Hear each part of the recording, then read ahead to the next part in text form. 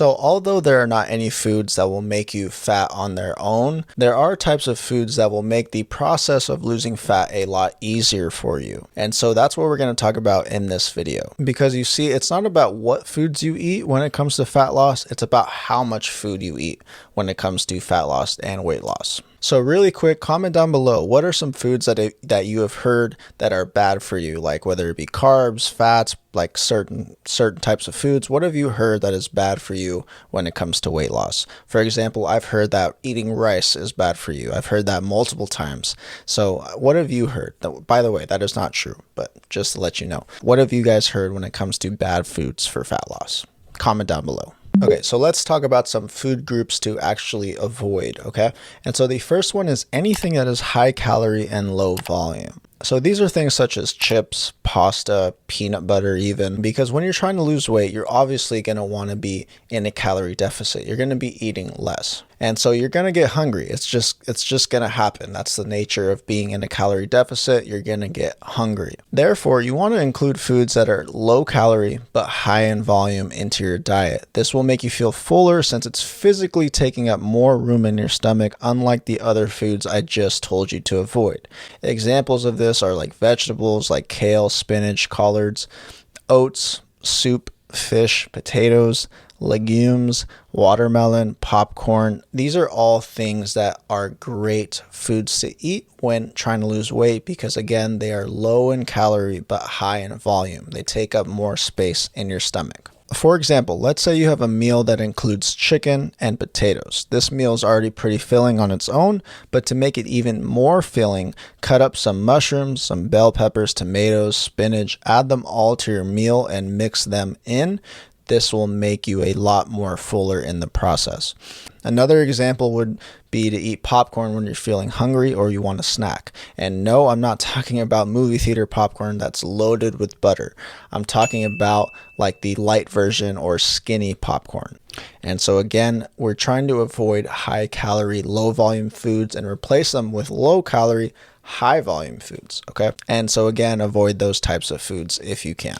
All right, and so another food group that you want to avoid are high calorie drinks and sauces. Now look, you only have so many calories to eat, right? And you just never want to waste them on high calorie drinks or sauces if you can. Technically, you should avoid all types of calorie drinks. And yes, I'm talking about that fruit juice that you have every morning to wake you up. Yes, I'm talking about that soda that you had while watching football on Sundays. Yes, I'm talking about the 3 beers that you had with the boys. And yes, I'm even talking about the creamer that you put into your coffee this morning that probably has hundreds of calories in it and that you just put in your coffee and didn't even know about it. So again, do not waste your calories on drinks. It is a fool's errand. It is way too often that I see this, and it is something that will stall your weight loss. Do not waste calories on drinks or sauces or creamers or anything like that. You are wasting calories that you could be using on filling foods and foods that will actually fill you up and that will make you feel satisfied. So another food group to avoid are things like these healthy foods that you see all the time.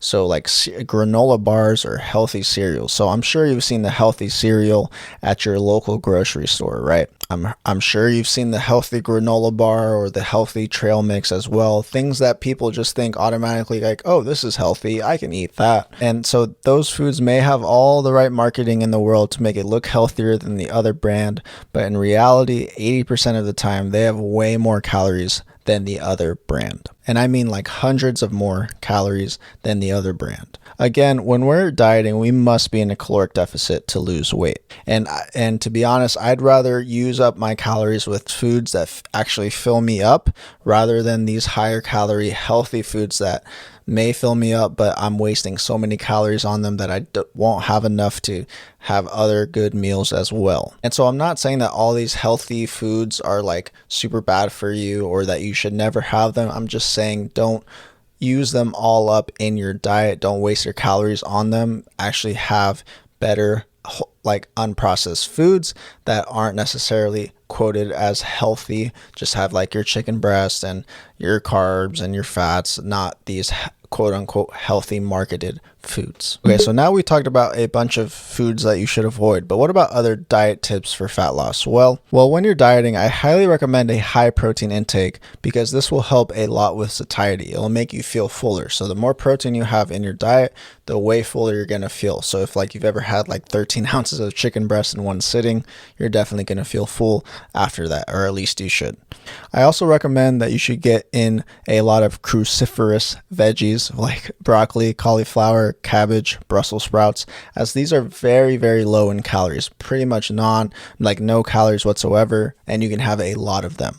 Lastly, I recommend eating foods high in fiber because it will also aid in digestion and also help you feel a lot fuller. So high in fiber, lots of protein, cruciferous veggies, these are all things that will help you a lot in your diet. And so lastly, if you guys want to learn more about how to lose fat, check out this video right here on flexible dieting and my IIFYM results. If it fits your macros results, that's what IIFYM means. It's basically how I always am able to lose weight and get lean. So if you guys want to learn more about that, I'll link it down in the description. And so yeah, if you guys have any questions, leave them down in the comments. I will always answer my comments. Like this video, subscribe, and I will see you guys in the next video.